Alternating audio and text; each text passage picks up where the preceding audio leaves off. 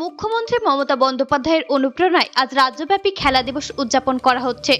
সেই মতো মালদা জেলাতেও আজ খেলা দিবস উদযাপন করা হয় মালদা টাউন হলে।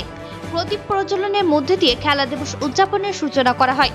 উপস্থিত ছিলেন রাজ্যের মন্ত্রী তাজমুল হোসেন, জেলা শাসক নিতিন সিংহানিয়া, মালদা জেলা পরিষদের সভাধিপতি লিপিকা বর্মন ঘোষ, বিধায়ক সাবিত্রী মিত্র, ইংলিশ বাজার পৌরসভার চেয়ারম্যান কৃষ্ণেন্দু নারায়ণ চৌধুরী সহ অন্যান্যরা। এদিন অনুষ্ঠানের মধ্যে দিয়ে খেলা জগতের বেশ কয়েকজনকে পুরস্কৃত করা হয়। মুখ্যমন্ত্রীর নির্দেশে আজকে খেলা হবে দিবস উদযাপন হচ্ছে জেলা স্তরে এবং বিভিন্ন ব্লক স্তরেও হচ্ছে, এবং তার সঙ্গে বিভিন্ন স্পোর্টস যে আছে আমাদের গেমস গুলো অর্গানাইজ করা হয়েছে।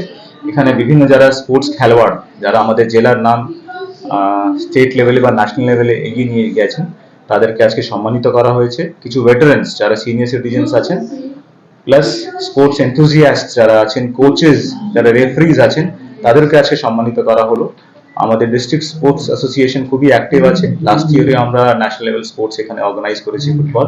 এবারও আমরা ন্যাশনাল লেভেল ফুটবল আমরা পেয়েছি, সেটা আমরা অর্গানাইজ করতে চলেছি। আমি আশা রাখবো যে ব্লক স্তরে যে আমাদের যে কমিটিস গুলো আছে তাদেরকে আরো অ্যাক্টিভেট করে ব্লক স্তর থেকে আরো খেলোয়াড় গুলো স্কুল স্পোর্টস এর মাধ্যমে যাতে এগিয়ে আসে, সেটা নিয়ে আমরা আরো সচেতন করবো সবাই। প্রত্যেক ব্লকে যে কমিটি আছে তাকে আরো অ্যাক্টিভেট করে যাতে স্কুল লেভেলের আরো স্পোর্টস অর্গানাইজ করা যায় এবং আমাদের খেলোয়াড় আরো এগিয়ে আসেন, তার জন্য আরেকটু বেশি করে প্রচেষ্টা করা হবে।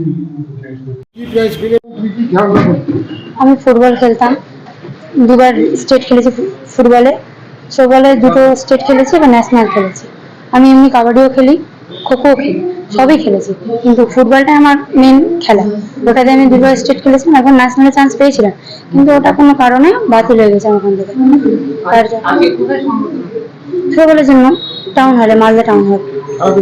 হ্যাঁ, ভালো পাইনি এরকম সম্বর্ধনা বা কোনো উঠিয়ে দেয়নি, এরকম এগুলো পাইনি, আজকে পেলাম। চাচর ব্লক পাড়া। স্কুলে পড়তাম খুশিরায়, আর কলেজ করেছি ইটাহার। বাবা সারের বিজনেস করে। সারের ফুটবল নিয়ে কেন, মানে খেলা নিয়ে কেন, ফিজিক্যাল এডুকেশন নিয়ে কেন, বিপিএড করা। বলছি তুমি বেঙ্গল টিমকে রিপ্রেজেন্ট করেছো হ্যাঁ ফুটবলার হিসেবে। মহিলা ফুটবলের জন্য কি কি পরিকাঠামো প্রয়োজন আছে এখানে? মানে খেলতে গেলে কি কি পরিকাঠামো প্রয়োজন আছে? তোমাদের চেঞ্জিং রুম হোক, খেলার জায়গা হোক। ও হ্যাঁ, একটা দরকার, সব থেকে তো বড় দরকার হচ্ছে যে কেউ কোচ দরকার, যে শিখাতে পারবে। সে যদি না থাকে তাহলে কেউ শিখাতে পারবে না। একটা ছোট থেকে একটা জিনিসে হাত থাকে, এরকম টিচার হয়, ওরকম একটা হাতের দরকার।